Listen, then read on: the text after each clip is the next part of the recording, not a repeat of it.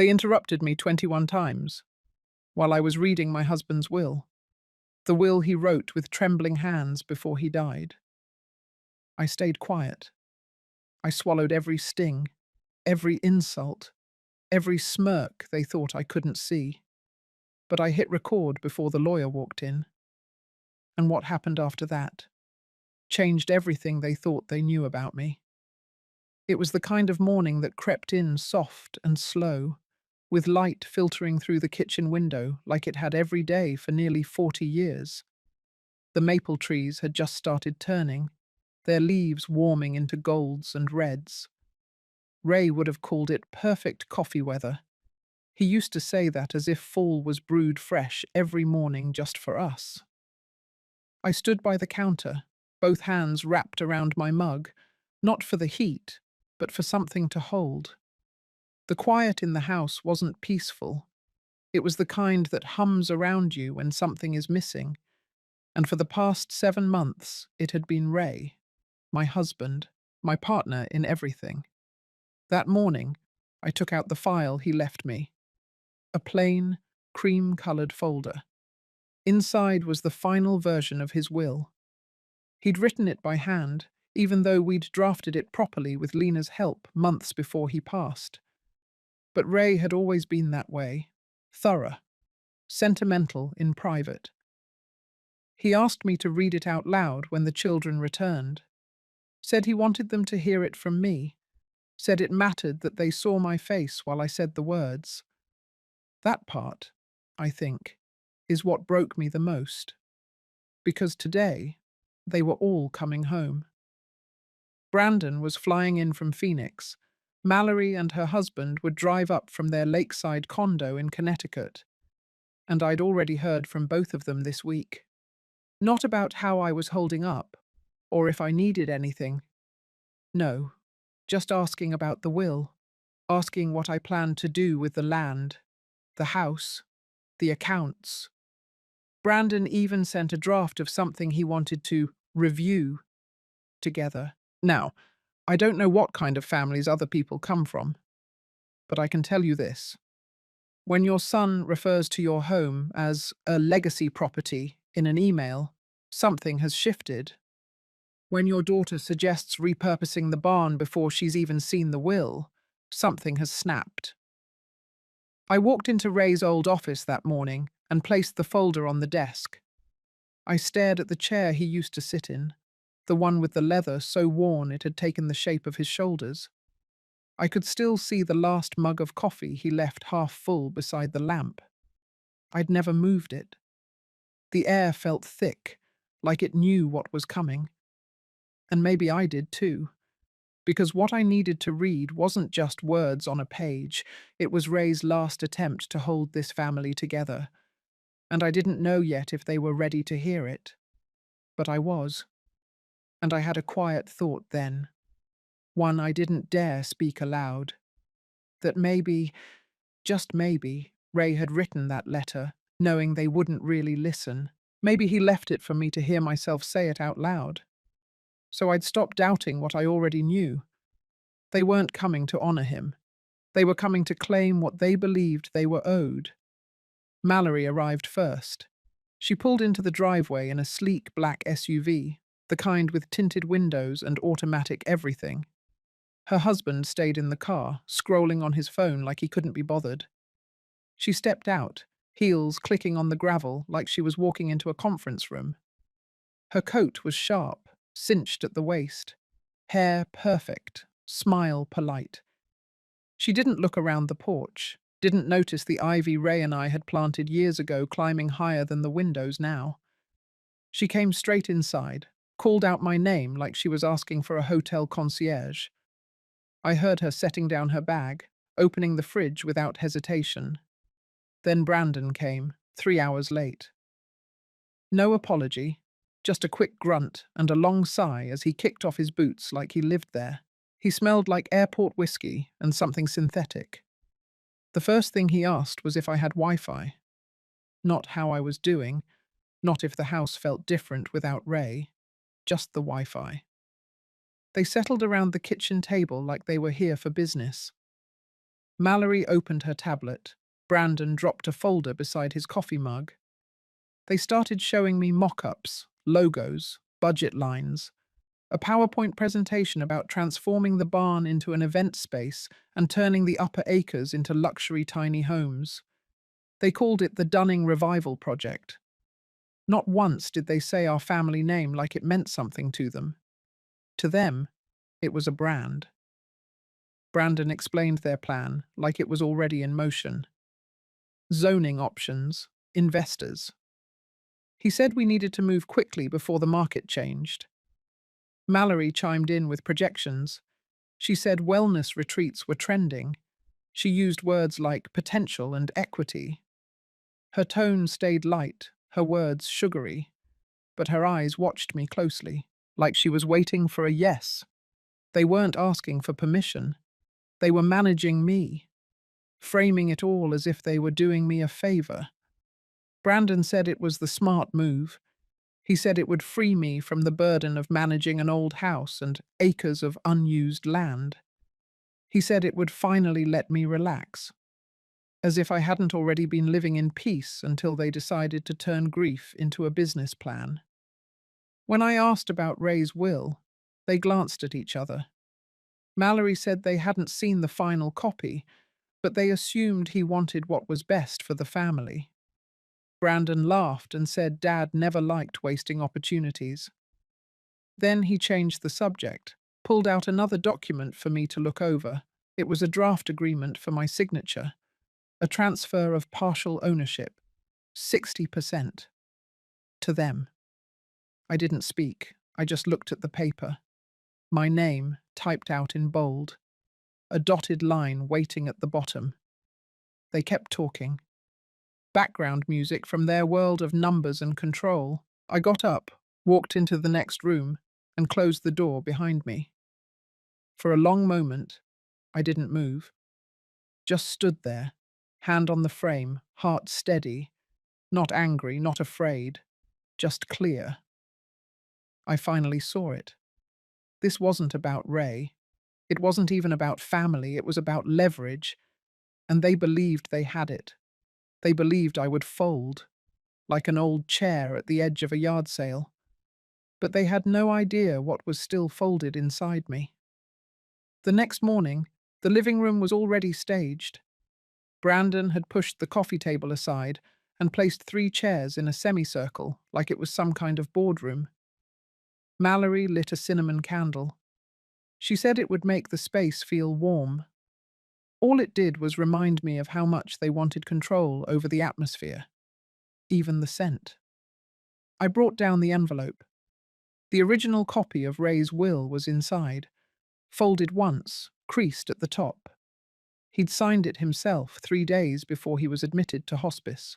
His handwriting had wavered near the end, but the message was clear.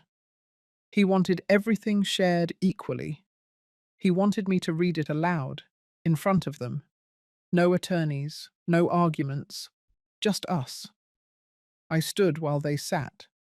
The pages trembled in my hands, but not because I was unsure. It was the weight of what came next. I opened my mouth to begin. Brandon cut in.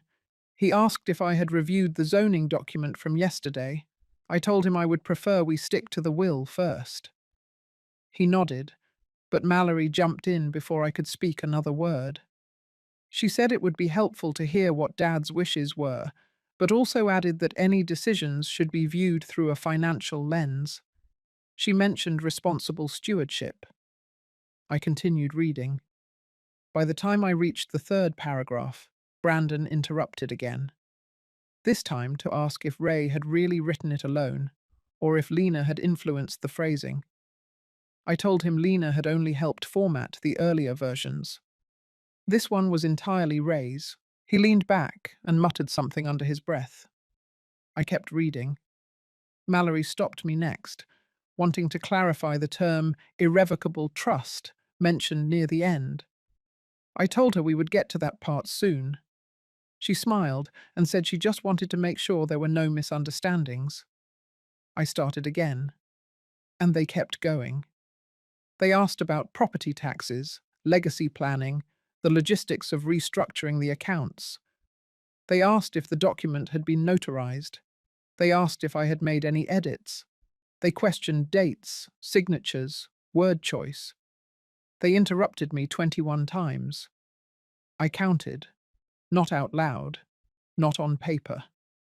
But inside, I marked each one, like notches on a fence post. Each moment chipped away at the silence Ray had hoped for.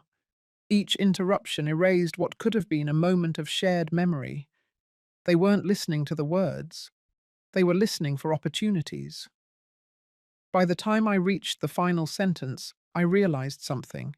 They had no intention of honoring it. This wasn't about understanding his wishes, it was about rerouting them, rewriting them by making so much noise that the meaning got lost in the clutter. I looked at their faces. Brandon was tapping his pen against the arm of his chair. Mallory was scrolling on her phone. I folded the will quietly and placed it back in the envelope, told them we were done for now, that the lawyer would be here the following afternoon.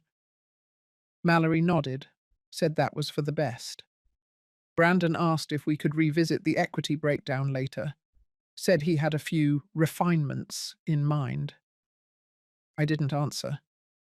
I walked upstairs and sat at the edge of the bed, the same one Ray had rested on for the last week of his life.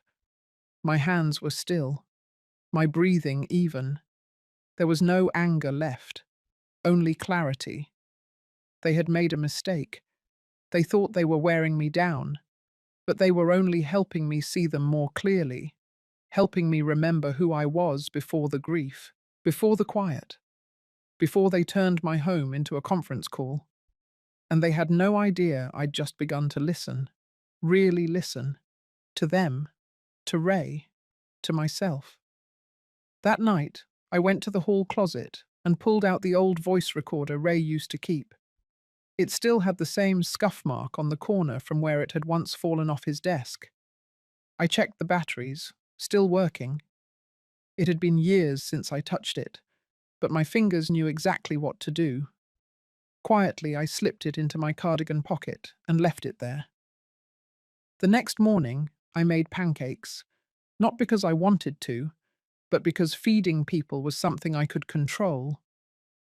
Mallory barely touched hers. She was already reviewing emails by the time the syrup hit the table.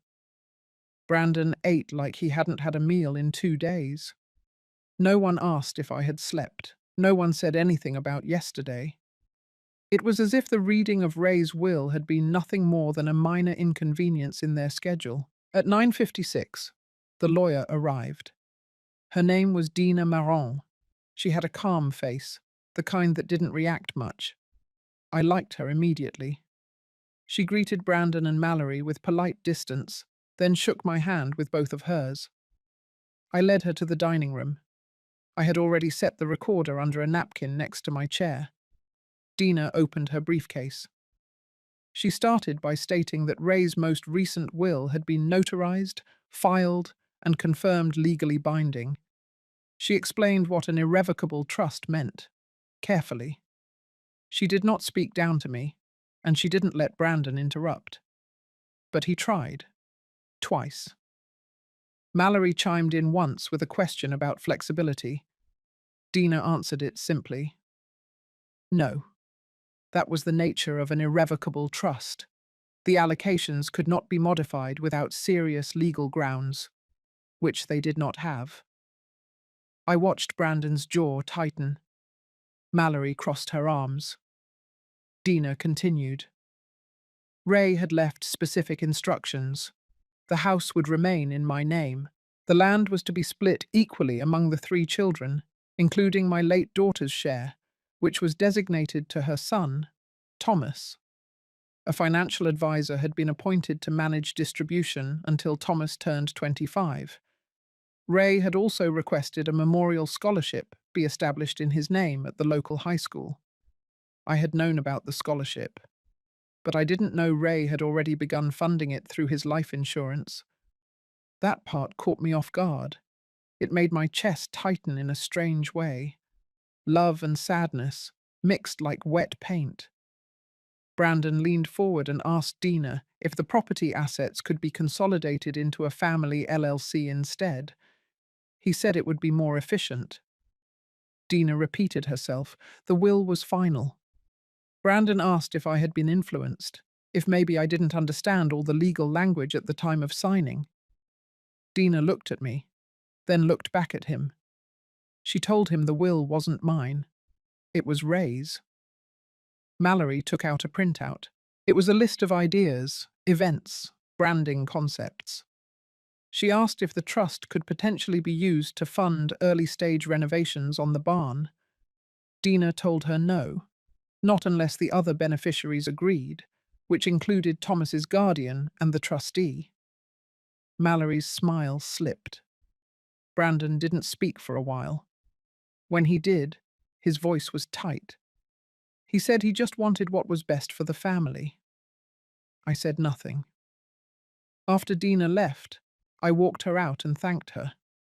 She paused by the car, told me she'd handled hundreds of family estates, and that what I was doing took courage. I nodded, held her gaze, and said I wasn't done yet. Because I wasn't.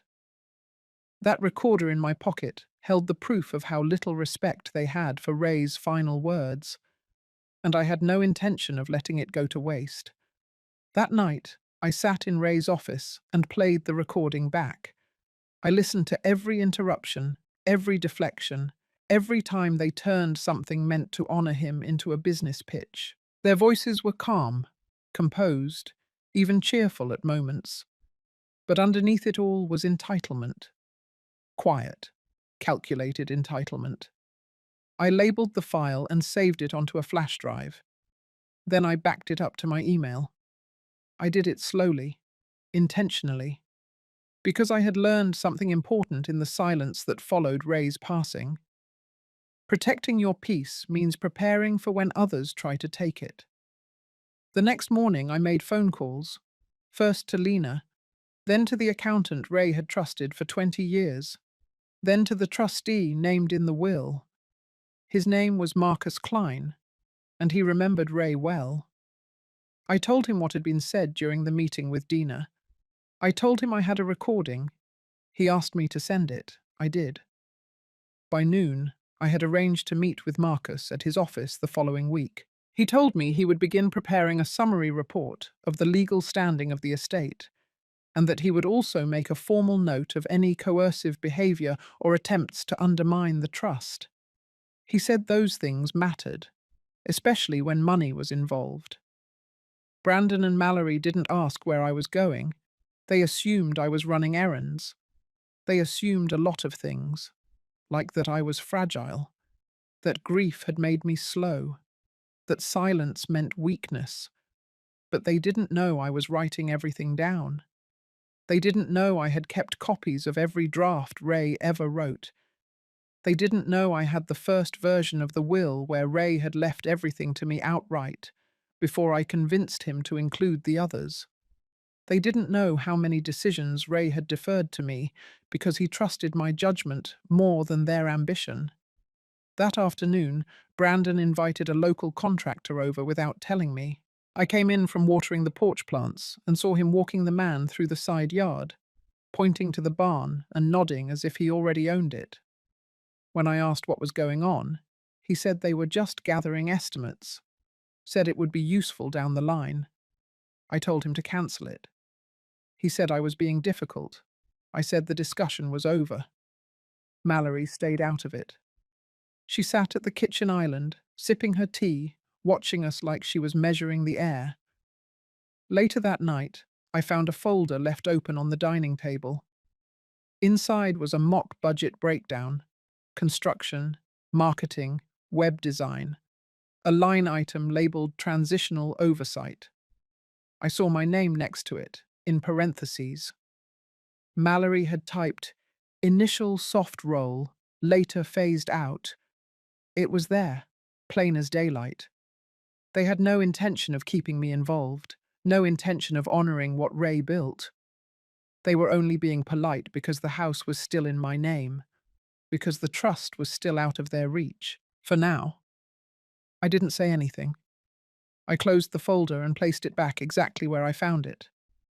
But I started packing the next day.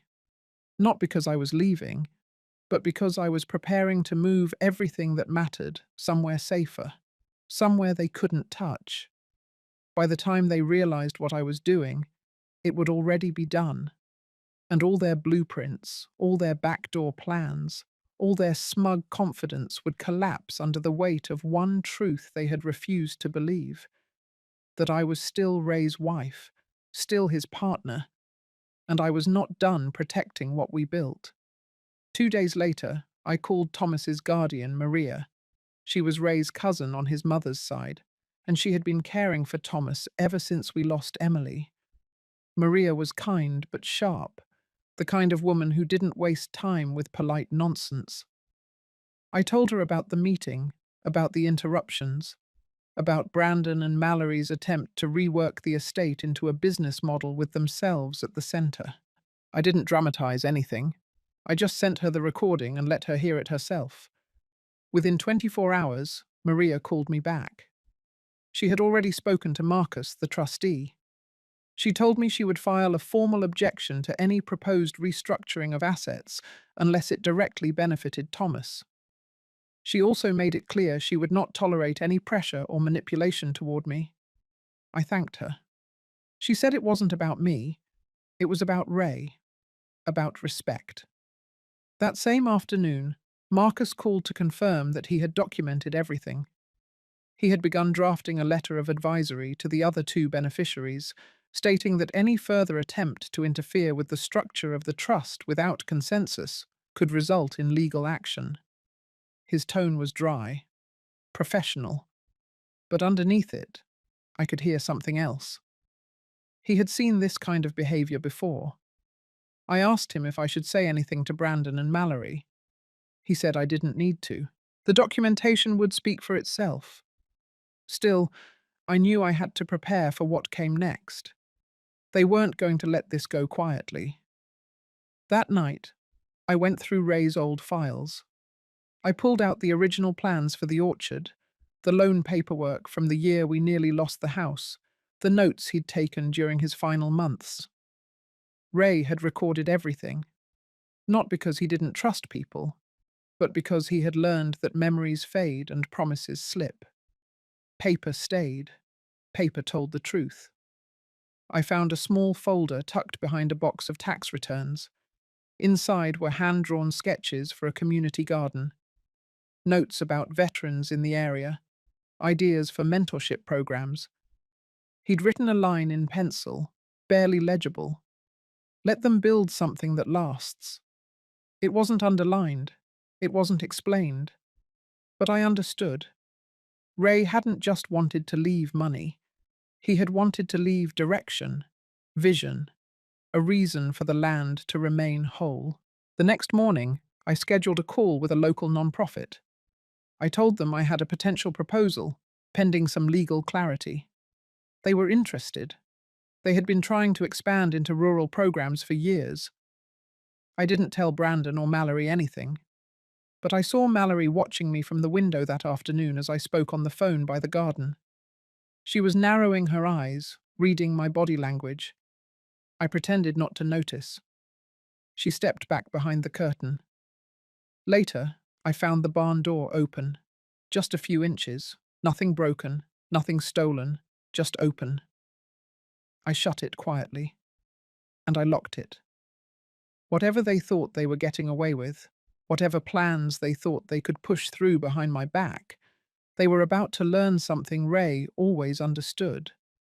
I may have been quiet, but I was never passive, and they had mistaken patience for permission. The next morning, I woke early. The house was quiet except for the soft ticking of the clock above the mantel. I made coffee and sat at the kitchen table, my hands wrapped around the warm mug, watching the light shift across the floor. I had barely taken my second sip when Mallory walked in, fully dressed, phone in hand. Her eyes didn't meet mine. She was already speaking before she reached the table. She said they had scheduled a second meeting with the contractor. said they needed more accurate estimates. I told her the answer was still no, that until everything was finalized and legally settled, no one would be stepping foot on the property with a clipboard. She didn't argue. She just nodded slowly, like she was indulging me. Then she left the room. I went upstairs and opened the drawer where I kept copies of the correspondence with Marcus and Maria. Printed everything. Paperwork didn't blink. It didn't shift tone. It stayed where you left it. I placed the documents into a binder and kept it with me, always within reach. Around noon, Brandon returned from town with 2 bottles of wine and a new pressure washer. He said he wanted to start cleaning the front porch, get a jump on the upkeep. I told him not to touch anything. He smiled without humor and asked if I was planning to let the place fall apart just to make a point. I didn't answer. I didn't need to. That evening, the first email arrived. It was from a company I didn't recognize, confirming receipt of an application for property valuation. The sender name had Mallory's initials embedded in it. 15 minutes later, a second email came through, this one from a local architect, referencing an upcoming call regarding project specs. Both had been copied to an email thread I had never seen before. They weren't waiting for permission. They were moving forward behind closed doors. I forwarded the emails to Marcus with a note. No approval given, no authorization provided. He replied within the hour. He said he would flag it and begin documentation immediately. Any unauthorized planning, especially if it involved estate assets or property changes, would violate the terms of the trust. I went to the shed after dark. I collected Ray's old blueprints, the ones for the garden, the workshop, the veterans' space. I brought them inside and laid them out on the dining table. I began organizing them into folders, creating a preliminary proposal. I had no intention of letting Brandon and Mallory turn everything into a hollow profit engine. If Ray's land was going to be used, it would serve people, real people, not investors, not trend followers. I stayed up until midnight working through the documents. The next morning, I submitted a preliminary outline to the non-profit team I had spoken with earlier. They responded enthusiastically. They said the direction aligned perfectly with their mission. They asked if I could meet their board next week. I agreed. That afternoon, Brandon knocked on my door. For once, he didn't come in. Just stood in the hallway. Said he needed to talk. His voice was tight, edges fraying. I told him I was busy. He didn't push. But as he turned to leave, I caught something in his eyes. Not anger, not arrogance, something sharper, a flicker of calculation. He was starting to realize the tide had shifted, and he didn't know where the current would take him. But I did, because I was the one steering now, quietly, steadily, without ever raising my voice. It was the day of the dinner, the one Brandon insisted on calling a transition supper. He printed out little name cards, folded them neatly, and placed them around the table like we were hosting some formal affair. Mallory brought in catered dishes, set out cloth napkins, and lit tapered candles like we were celebrating a merger instead of remembering a man. I wore a soft grey blouse Ray had once complimented. I combed my hair back and put on the earrings he gave me on our 35th anniversary. I moved slowly, intentionally. My heart was steady. By 6 o'clock, the house had filled with the sound of plates and wine glasses. Brandon stood at the head of the table, glass in hand, and gave a short toast.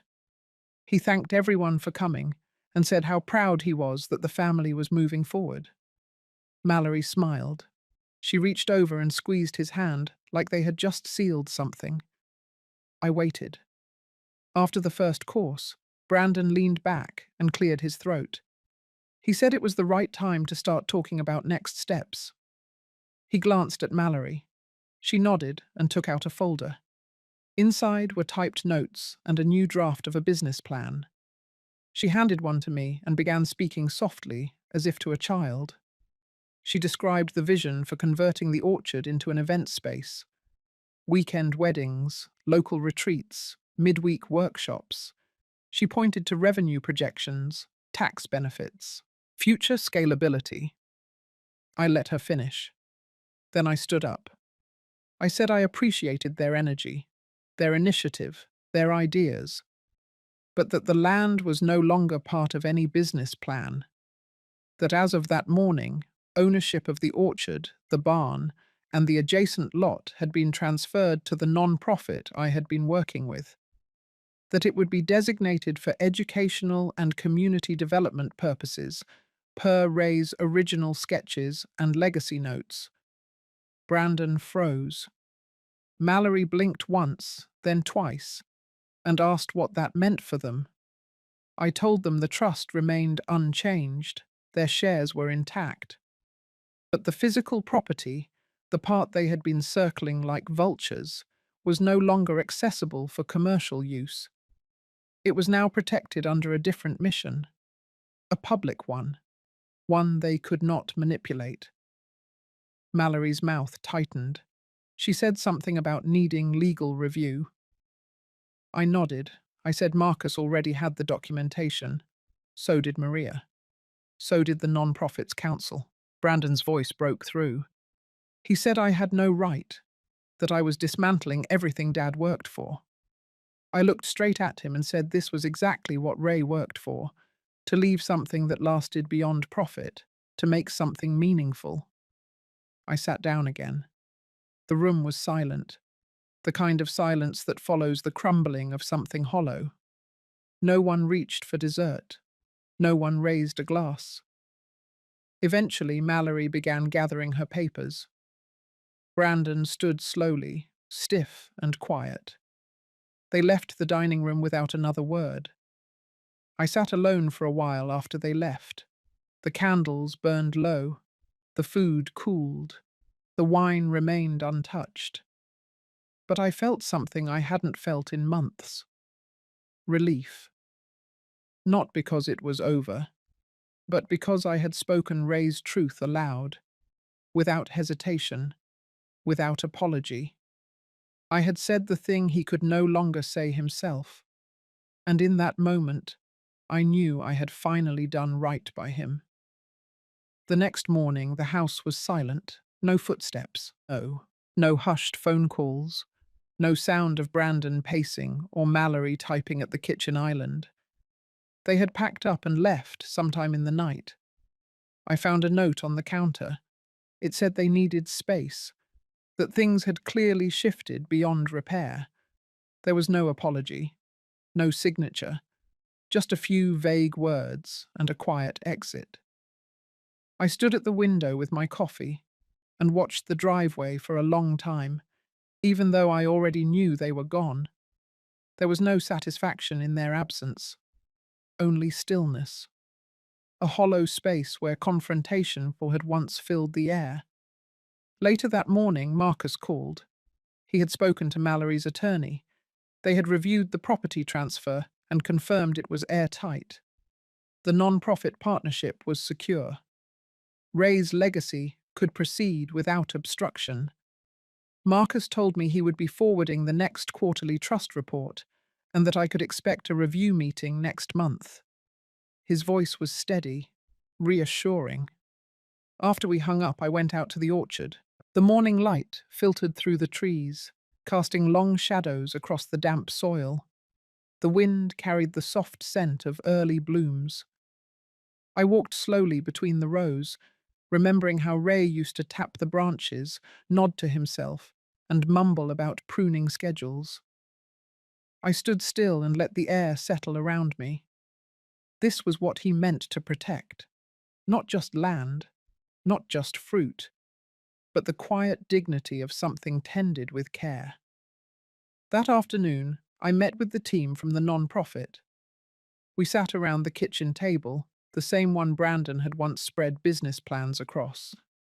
I served coffee and passed out Ray's old drawings. They listened carefully. They asked thoughtful questions. When I told them Ray's intention was to serve the community, not sell to it, they nodded. One of them, a soft-spoken woman named Clarice, said she had lost her father to cancer last year. She understood the need to do something that mattered after grief. By the time they left, we had agreed on a 6-month pilot program. Local volunteers would maintain the orchard, while youth apprentices learned agricultural basics. The barn would serve as a workshop space, offering quiet classes and mentoring for teens who didn't quite fit in at school. It was small, modest, but it was a beginning, and it was his. That evening, I found one of Ray's jackets still hanging on the back porch hook. I slipped my hand into the pocket and found a folded receipt from 2 years ago. It was for 3 apple trees and a shovel. I smiled. He had never stopped planting, even near the end. I sat on the back steps as the sun dropped low, casting golden light across the field. A few birds settled in the trees. The porch creaked gently under my feet. I didn't feel victorious. I felt clear, like something had been set back in place. Not fixed, not erased, just corrected. Sometimes justice doesn't shout, it whispers. And in that quiet, I finally heard Ray again, not in words, but in what he left behind. Not just the orchard, not just the trust, but the trust in me, that I would finish what he started, that I would remember what mattered, that I would make something grow. The first volunteer group arrived on a Friday morning. A dozen teenagers from the high school 2 towns over, led by a counselor named Devin. They wore second-hand boots and jackets too big for them, but their eyes were bright, curious. Some tried to act indifferent, but I saw the way their hands hovered near the tools, eager but unsure. I gave them a slow tour of the orchard, showed them where Ray had built the irrigation trench, pointed to the compost bins he insisted on placing just behind the hedgerow, told them which trees were planted first and which ones had always struggled with sun. They listened, not always attentively, but they stayed close. That was enough. Clarice from the non-profit had arranged for a local artist to paint a mural on the side of the barn. Not a bright cartoon, but something rooted in the land. Rolling hills, open sky, a silhouette of a man planting a tree. Underneath, in small lettering, it read "Planted with Purpose." She said they wanted the image to grow with the orchard, to give it a sense of memory. By mid-afternoon, the kids were laughing, pulling weeds, stacking tools, brushing dust off their sleeves. One of them asked if we would be doing this every week. I said yes. His face broke into a shy grin, and he nodded. Later that day, as I was refilling the water jugs, I noticed Mallory's car in the distance, parked just past the county line, where the road bent near the pasture. She didn't get out, just sat there for a few minutes, engine running. I didn't wave. I didn't move. Eventually, the car turned and drove away. That night, I wrote Ray a letter. I hadn't done that since the week after his service. I told him what we had done, about the kids, the mural, the soil that felt looser now, like it was breathing again. I told him I was tired, but in a good way, a different kind of tired than grief, a peaceful kind. I placed the letter inside the old cigar box he kept on his desk, the one filled with small things he never threw away. Ticket stubs, a dried leaf from our first road trip, a tiny key to a toolbox we lost long ago. In the kitchen, I found the notebook I had used to draft meals for the week. I flipped to a new page and wrote a list. Not groceries, not errands, just names. People I wanted to thank. People who had shown up, quietly, steadily. People who reminded me that legacy isn't just about money or land. It's about the shape of what we leave behind in others. Ray once told me the orchard would outlive us, that it would bend with time, lose a few limbs, gain a few rings, but if it was cared for, it would endure. Now I understood what he meant, and I was finally ready to let it speak for itself. No more defending it, just letting it grow. Spring came early that year. The orchard bloomed in quiet waves. First the dogwoods, then the apples, then the wild lavender Ray planted near the fence line. Everything softened, even the air. It smelled like a beginning. I spent most mornings outside now, not working, just watching. The kids from the program came twice a week. Some were the same, others rotated in. They called me Miss Estelle. One of them, a tall boy named Andre, asked if he could help build new benches near the East Row. Said his grandfather used to work with wood. I said yes. We didn't speak much while we worked, but the silence was good. It was shared, not heavy. One afternoon, Clarice stopped by to drop off some papers.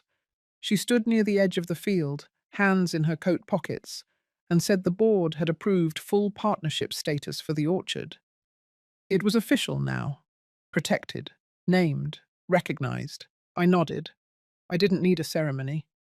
But I did place one of Ray's old caps on the bench we built, right at the center, facing west. That was where the light always fell best. The house felt lighter now, too. Not emptier, just clearer. Like everything unnecessary had finally been cleared away. I donated old furniture, sent a box of books to the local library, kept only what mattered. One evening, I stood at the kitchen window and watched the trees. The wind moved through them like a breath. I closed my eyes and let the sound settle. I didn't win anything. I didn't get revenge. But I kept my word. To Ray, to myself, to the land. And that, more than anything, was enough. If this story touched something in you, take a moment. Breathe. Maybe you've had to protect something that no one else saw the value in. Maybe you've felt that quiet ache of being dismissed. You're not alone. Share your story, or just sit with mine. Either way, you're welcome here.